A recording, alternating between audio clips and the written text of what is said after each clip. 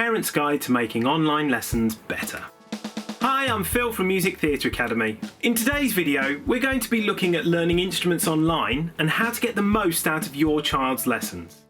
It's something that over the last 6 months we've all had to adapt to, and here at MTA we've had a few challenges which hopefully we found some solutions and we'd like to share them with you. Depending on the instrument that you are learning, there are some key things that a face-to-face teacher would do with their students which now become the responsibility of the parent or the student themselves. All instruments, with the possible exception of the piano, if it's an electric one, need tuning. Get an app for your phone and do this before the lesson starts. I use Guitar Tuner, which is free and pretty accurate. Make sure all the relevant sheet music is available on the stand to the left or right of the camera area, or in the case of the piano, on the music stand. Guitar picks, leads and anything else that you need to be within easy reach. You need a pencil for marking any tips, fingerings or notes on the music. This is something here at MTA we've really had to work on for our students. Skype, Zoom or any of the video conferencing apps have a problem with something called latency. It's a kind of delay that occurs between the sending and receiving of audio between sources. As a teacher, I've managed to cope with some delay when accompanying students. What I hear back is out of time, but the student believes that they are in time. It is for this reason why we rely on backing tracks for nearly all instrumental and voice lessons. The backing track needs to be played from a device at the student's home. It can't be the device that you're taking the Skype call or Zoom call from. It has to be separate. Most people use a different phone, CD or iPod through a Bluetooth speaker to play along with. A reliable source of playback is probably one of the most important things to have. Even when practicing, it can be useful. The balance between the backing track and the singer or the player is very important. You can test this before a lesson even starts by videoing a short performance with the backing track and singer or player. Is the backing track too loud or is it too quiet? Remember, if you fix this before your lesson will become more successful. Those singers on higher grades would benefit from a small mixer with a microphone or a karaoke system to ensure the balance is successful. I'll make a separate video on this and that setup in due course. Cameras, phones and video recording devices. We've had a lot of fun with this over the last few months. It really boils down to a few key points. Phones work really well as long as they are not the main work phone for a parent or student.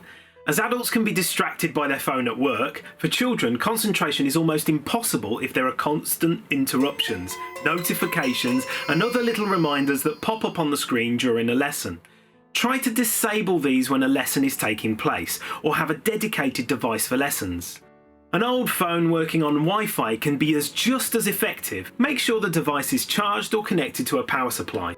Video conferencing can drain a battery much quicker than any other activity. Webcams and computers. Just make sure you have the most up-to-date version of the software. Phones tend to update their apps much faster than computers do. This can lead to problems with connectivity. One other point with computers is to check that there is a microphone connected. It's all in one on a phone, but not necessarily on a computer. The best thing to do is to test it first before any lessons. For piano lessons, this is the best position to put the camera in. For guitar lessons, try this option. For voice lessons, this is the best position. Try to get the best connection between your broadband device and the router. Broadband providers love shouting about how fast their connection is, but they tend to say very little about the bandwidth and Wi-Fi connections. If you have everybody in the house using the same Wi-Fi connection at the same time, it is slow. There's no two ways about it. Yes, you can improve this with a fibre connection, but for most home working, the best thing to do is to not have your brother streaming a 4K movie whilst you're trying to have a Skype lesson. The most robust connection is an Ethernet cable directly connected to your computer or the router. This is what I would recommend if you are using the VST Connect recording software for the grade 7 and 8 students, but there is a whole other video on this setup. For phone users, just don't be miles away from the router and you should be fine. At MTA, we know that technical problems can happen. And where possible, lessons can be rescheduled. It's a new way of working, and even huge corporations can have their internet go down. Once you've got all of your preparation sorted, your lesson should go smoothly, but if it doesn't, make a note of what went wrong and aim to fix the problem before the next lesson. If there's something that you forgot or you need a little bit more help, don't leave it till the next lesson to ask the teacher. Email the teacher beforehand. What we're forgetting with online learning is that at school, students can talk individually with their teacher in between lessons, or talk to their peers to understand from a different viewpoint.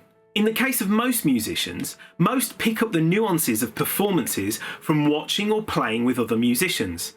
With this essential part of the learning missing, there is more need for the communication to come directly from the student to the teacher. For example, how many times have you heard the phrase, "Oh, I haven't really practiced this week"? I know I've said it a lot as a student, I can even say it now. The reality is most musicians have only played through their exam pieces once a week before the lesson. But that isn't the only playing they did that week. In my case, I might have played my piano exam piece once, but I also had orchestra and choir twice that week, band practice with a few mates on our epic quest to become famous, listened endlessly to a band who I was obsessed with, and then learned to play a particular riff on the guitar, and then I played it on the piano and even the violin. The exposure to music was a key element here. So in order for learning to be more effective, wider learning needs to take place. This can be done without even leaving home, through YouTube, Zoom calls with your friends, and even listening to something new on Spotify. One of the side effects from online learning, which I never really thought, is about the level of attention needed for effective learning. I have been prone to daydreaming in class. Anyone who taught me would probably agree with that. But online video lessons really do test the concentration of both the teacher and the student. If all the preparation is done, students can actually learn more in a concentrated online lesson than if they were in a face-to-face lesson. The reasons for this are down to a few things. There are less distractions, the ability to see and hear yourself, so you can see what you're doing. You're in a familiar environment, so there are no added stressors, like where do I go next, when is the bell, etc. The lesson may also seem longer. The 30-minute lesson may not have the 10 minutes of setting up, packing away, or the general fussing that normally happens within a school lesson. The downside is the micro expressions that between a teacher and a student are difficult to spot. So if a student doesn't get something, it's easier for this to be missed by the teacher. And as we might not be able to see the furrowing of the brow or the thumping of a certain piano key due to frustration, this is where the communication between the student and the teacher needs to be clear and consistent. Without seeing the body language or micro expressions, both parties need to concentrate more. And therefore, that's the reason why we're all tired. As a teacher, I make sure I take regular breaks between the groups of lessons. Students should also do this before and after the online lesson, or the level of learning will be diminished. Music lessons do have a form of reward, just by being able to play something well. In terms of recognisable certificates or reward, examinations are now possible online. Rock School, or RSL, have done video examinations for years, and the other exam boards are looking into this.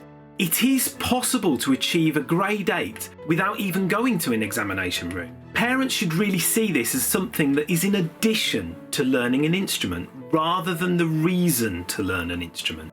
The pleasure of playing should always be more important than the qualifications themselves. I know this might be an unpopular opinion for some, but I teach a lot of adult musicians who gave up playing because the pressure of the graded system was too much for them. And it was only later in life that they realised they missed the enjoyment of just playing. I hope some of the observations and ideas in this video have been of use. As ever, please leave any tips or suggestions down below, or visit our website for more information or to sign up for lessons.